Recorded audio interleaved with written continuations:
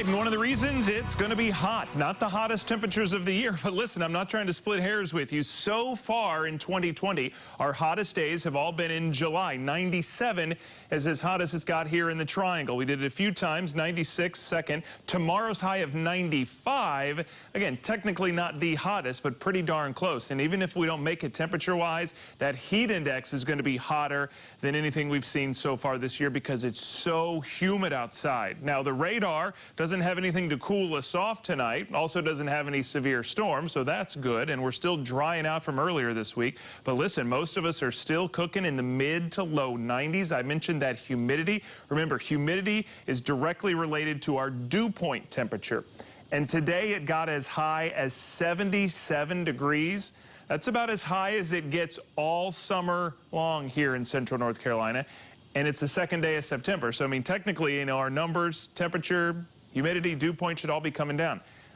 Dew point didn't get that memo, and it's going to be equally as high tomorrow. So you factor in temperature and humidity, you combine them to get what it actually feels like for us outside, and that is well above 100 degrees. 112 is what it feels like at 5 o'clock down in Johnston County. These numbers going to be equally as high, if not higher, tomorrow. So it's going to be a dangerous heat tomorrow.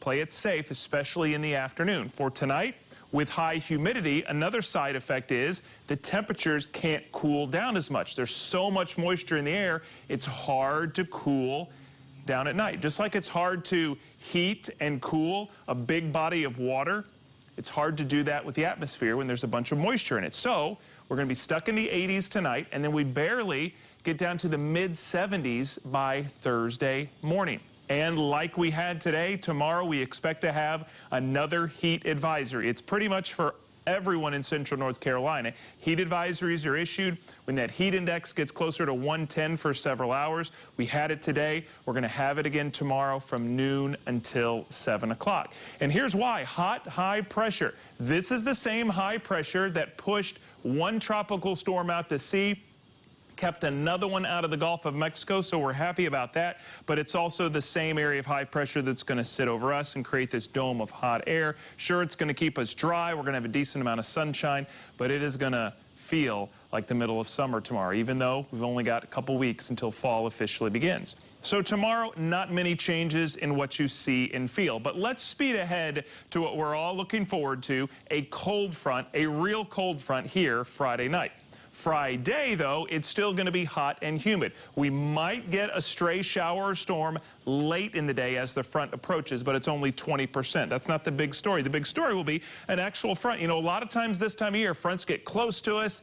Sometimes they even move through, but we don't cool down. This one's going to move through, and it's going to lower our temperatures and humidity as we head into the weekend, and we will keep things mostly dry. That's this weekend, though. Here's what we've got tomorrow. Temperatures around 96 or 97 in the Sandhills. Along the I-95 corridor, anywhere from 94 in Rocky Mount to 95 in Smithfield. Here in the Triangle, about 95 degrees, a few degrees warmer than where we were today. And here's what it's going to feel like at its peak tomorrow. The heat index forecast, 106, 107 here in the Triangle, 110 to 112 down in the Sandhills. So again, tomorrow, hottest day of the week. We get through that, we're home free because we're down to 93 Friday. The cold front Friday night drops us into the 80s for the holiday weekend. I mean, let's think back to Labor Day weekends of past. Hurricanes, extreme heat, rainouts. I don't have any of that this weekend, so enjoy your holiday weekend, and we're going to hold it in the 80s on the 10-day forecast all the way through next week.